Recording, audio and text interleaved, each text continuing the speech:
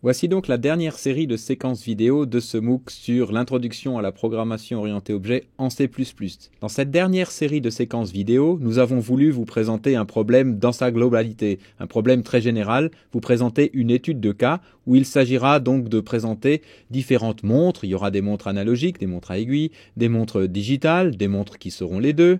Les montres auront des accessoires comme des bracelets, des boîtiers, etc. Donc un cadre assez général qui pourrait par exemple servir à un logiciel de gestion de bijouterie ou un logiciel de vente ou même d'impression de catalogue, dans le cadre duquel nous allons pouvoir vous illustrer différents concepts présentés tout au long de ce cours.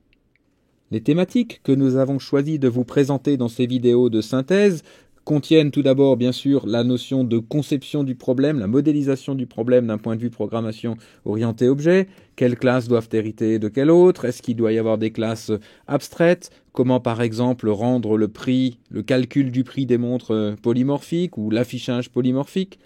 L'affichage, justement, sera traité de façon très spécifique avec la surcharge de l'opérateur d'affichage et puis donc révision de la façon de faire un affichage qui s'adapte à chacune des classes, un affichage polymorphique. Nous avons aussi introduit la surcharge des opérateurs au travers d'un opérateur plus égal qui nous permettra de rajouter des composants aux montres que l'on voudra constituer. Nous aborderons également l'héritage multiple avec les différents mécanismes digital ou mécanismes analogiques à aiguille, voire les mécanismes doubles qui sont à la fois à aiguille et digital. Et puis nous terminerons donc par une dernière séquence vidéo qui présentera le problème non encore abordé dans le cours pour l'instant de la notion de copie polymorphique. Comment copier des collections hétérogènes? Comment allons-nous copier les montres qui contiennent différents composants qui peuvent se comporter de façon différente, soit du point de vue du prix, soit du point de vue de l'affichage. Voilà donc le menu de cette dernière semaine. Mais commençons par présenter le problème un petit peu plus en détail. Ce que nous voulons donc modéliser, ce sont des montres. On va dire que des montres sont des produits, au sens qu'un produit est quelque chose que l'on peut vendre, qui a un prix. Les montres, par ailleurs, auront des mécanismes de base, typiquement donc des aiguilles pour pouvoir afficher l'heure, et seront constituées de différents accessoires comme un boîtier, un bracelet, le verre sur la montre, etc., le fermoir. Les produits dont nous avons parlé tout à l'heure ont un prix et le calcul de ce prix peut varier. Donc cet aspect-là est intéressant pour la conception, à partir d'une valeur de base qui doit être fixée au niveau du produit. Tous les produits sont affichables et cet affichage peut aussi varier. Chaque produit doit être affiché à sa façon propre.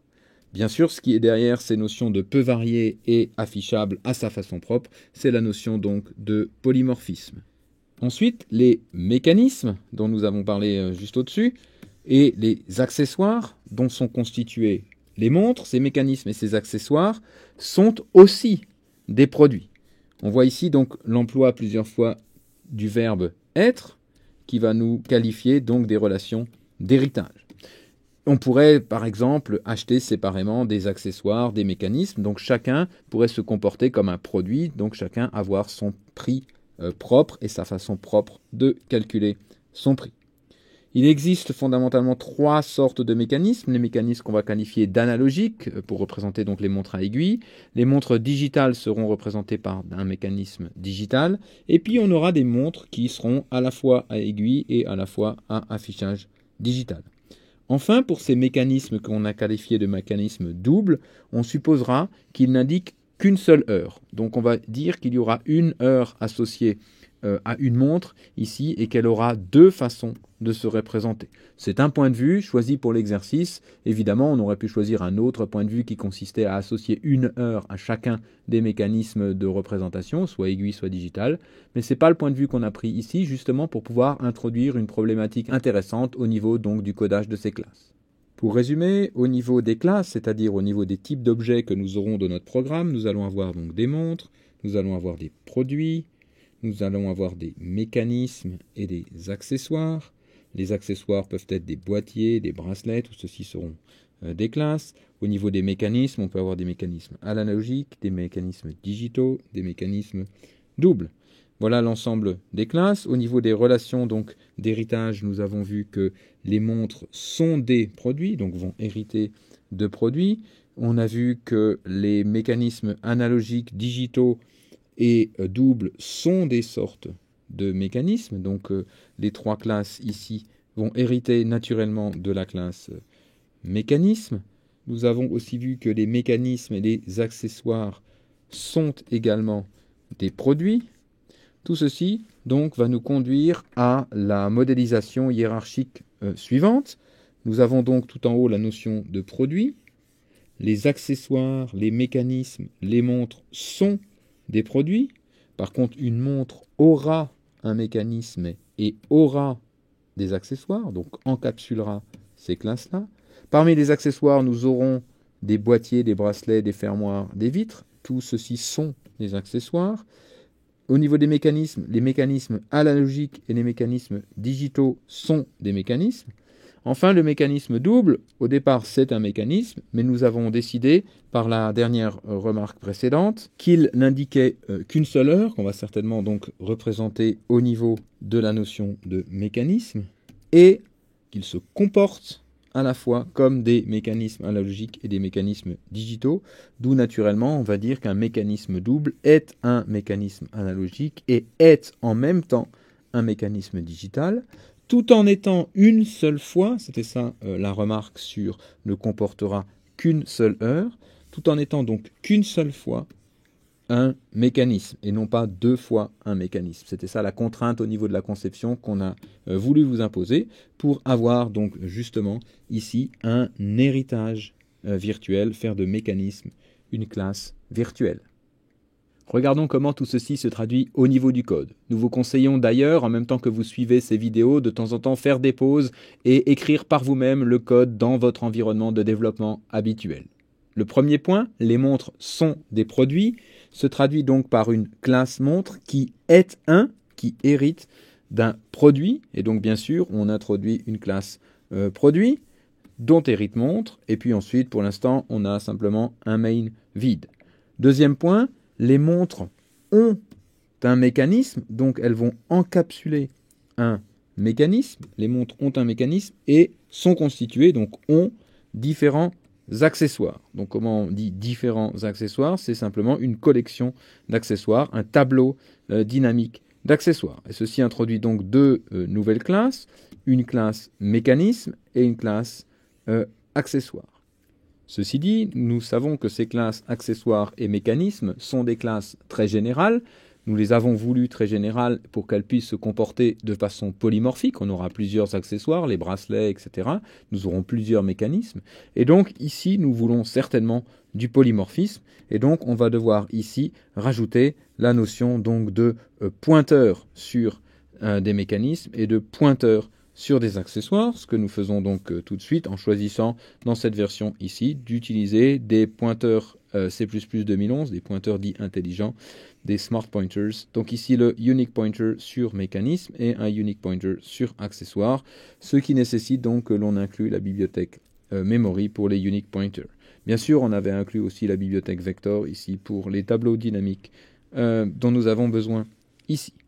Et comme nous venons d'introduire des pointeurs dans la classe montre, nous devons avoir le réflexe en tant que programmeur de penser à...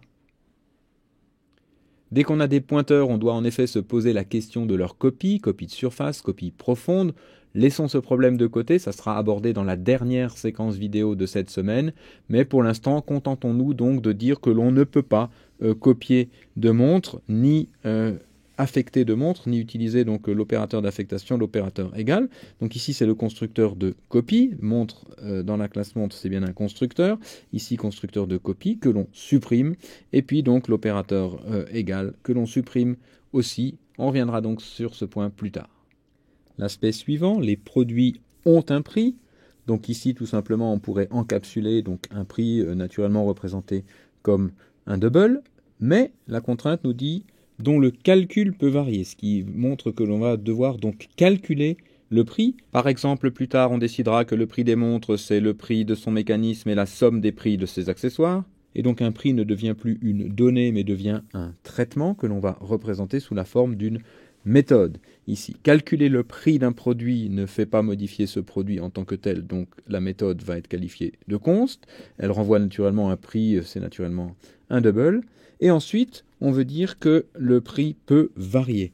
Donc peut varier, ça veut dire que l'on veut avoir ici un comportement polymorphique.